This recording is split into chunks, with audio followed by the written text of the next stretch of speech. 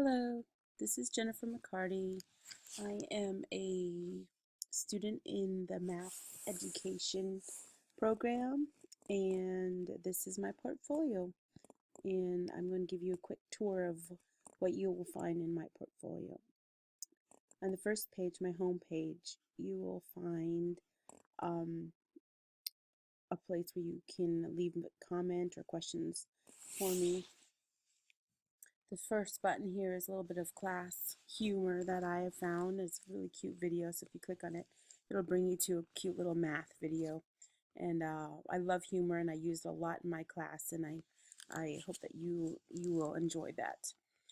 Then the first page on my portfolio is portfolio overview.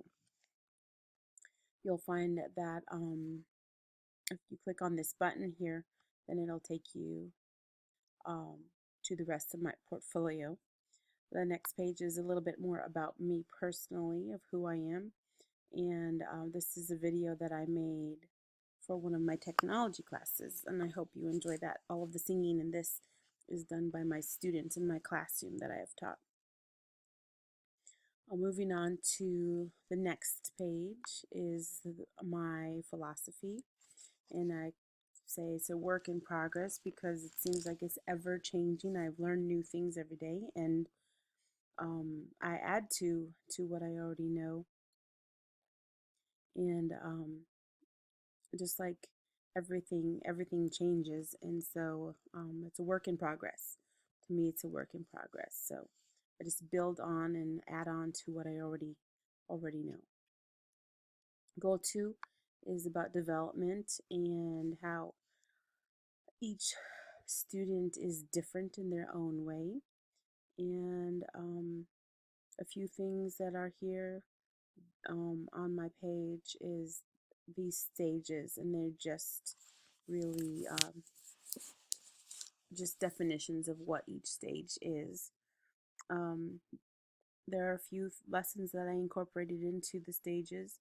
There's a fraction unit I did, and how each developmental stage can learn fractions and how they can be introduced into kindergarten. Um, I took these classes, and I didn't think kindergartners could learn algebra, but they can, and I teach it to them and they get it. And this is just proof that they do get it and that I can teach it, especially in recognizing patterns, and then also algebraic thinking. And my students are just awesome, and just teach me new things every day.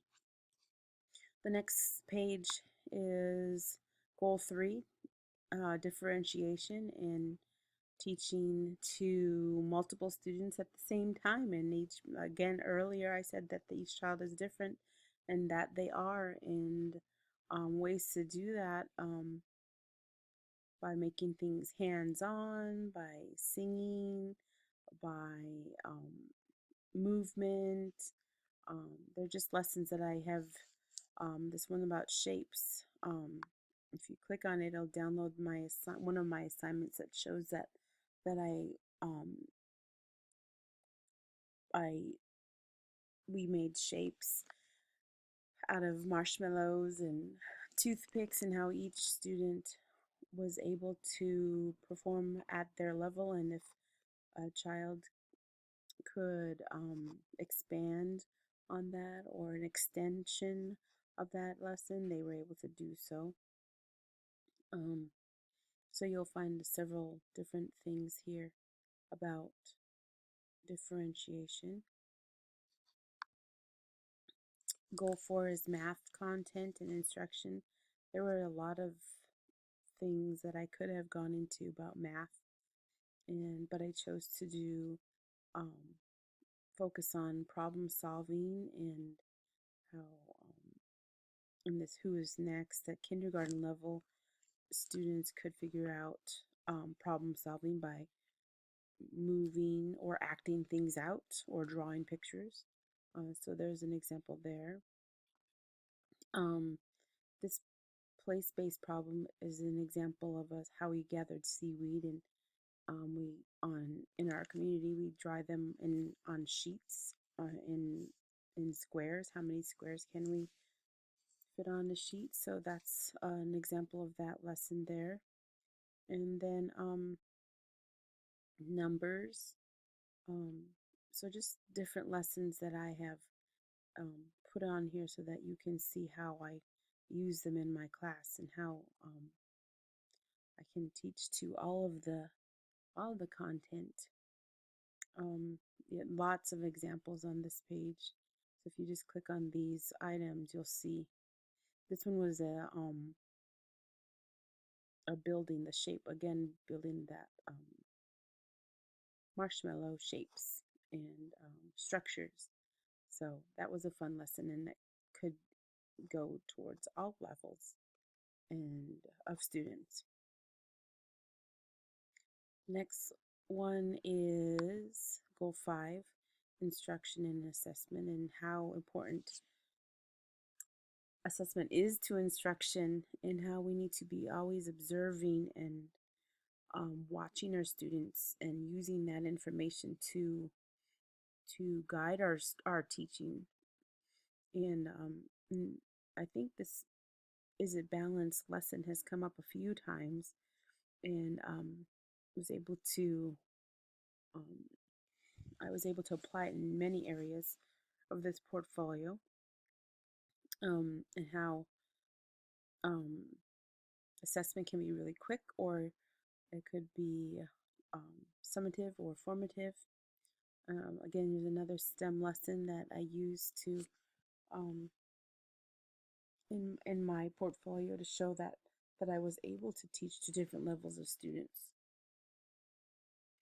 and just a few of examples of how I use assessment to guide my teaching.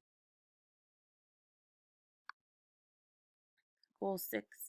I like this little comic because um, our whiteboard is a very important part of our learning environment. We use it a lot in our class. And I thought it was pretty funny where this lady thinks that they're not effective. And he says they're great, and she says they're great, and my students are engaged. And then she doesn't use her tool the way it needs to be used. And I think so many teachers have these awesome tools, but if they don't use them properly, then their learning environment can fall apart. So there are certain things that we need to have in place and the proper ways to use those tools that we have. So Class Dojo is just a behavioral management tool that I use. It's a link to my class or a picture of how I use it in my class. A rubric that or goals for my students that they see what they need to do. It's important that they use that tool so they can check off to see what needs to be done. And if they're checking, that means they're engaged. And if they're engaged, that means they're on task. And so rubrics are very helpful for my students to keep them on task and just engaged in their lessons. Routines are so important. We have them and establish them early on in the school year. And this is really a good lesson here, how I used to show a number sentence. And this video, if the example of student work, is an actual video of a student showing me how she knows what a number sentence is. And this is really a fun video, and I was able to show it to her parents. So yeah. So the next is goal 7 is collaboration with parents and community. This is my hometown of Metlakatla, Alaska, and is where I grew up, and I moved back home to teach there, and I love it. And it's so important to be, I mean, it's easy for me to be such a part of it, but for outside teachers coming in, it's really important to get involved with the community and to feel one with everybody else. And for me, this is just a picture of me dancing with one of my students in my class. I have lots of kids that I dance with for Indian dancing. To be part of the community, I take my kids to the Senior Citizen Center, and this is just a picture of us Christmas caroling there during Christmas time. This is a picture of us on a local page to show that, we like to participate in the community um, activities. I try to get my kids to do that as much as possible outside of the school programs.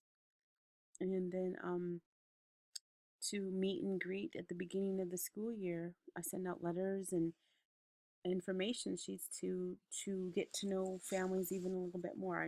I say our town is small and it is a small community, but I don't know everybody on a very personal level, so that's really important to do so. And so those are just a few examples of how I reach out and collaborate with the parents and community. Goal 8 is professionalism, and I like this quote that I found on Google Pics. Alone we can do so little, but together we can do so much. And it's important to bond with your colleagues in your school, and it's important to form a relationship with the other teachers. My school is small and there's only one class per grade level, and it's really hard to share with others and talk about the issues that were coming up in our classroom. But even so, it's still important to talk to them. I really like my classes that I've been taking because I've found a lot of good people in our classes, and I'm able to collaborate with them and send out a tweet or blog, post a blog and ask for some help. And my PLN or Professional Learning Network has been very helpful. Um, in the local level, I was able to work with be a mentor to one of the new teachers in our school. She'd never been able to use the smartboard technology or the Mimeo technology, and I was able to mentor her for a little bit and show her how to use that. Um, I'm also part of a learning team at our district, and this is just some samples of the work that we've been doing to work together on a professional level in our district. The last goal is number 9, technology, and I thought this was hilarious. And there is no good app for teaching, for good teaching. And yeah, that's just tickled my funny bone. Um, that link right there, if you click there, it just leads to another lesson that I did in one of my classes, one of my first teaching classes. And it's, again, this is that same lesson I told you about or showed you earlier about it, algebraic thinking in the kindergarten, first grade level. So that will lead you right to that. Um, so, um, you can't get away from technology nowadays, and I love it. And anytime I see something new, I try it out and just go ahead and use it. And um, um, the Mimeo notebook was an interactive whiteboard, and here's a video to show one of the slides that I use. Think Central is another online tool that I use with our curriculum. That just goes to a link to Think Central. We use apps like iExcel, and oh, this is an example of the video that I shared with how the girl showed me her understanding of algebraic thinking. And um, so you want to watch this video. It's really, really fun. Hope you enjoy that.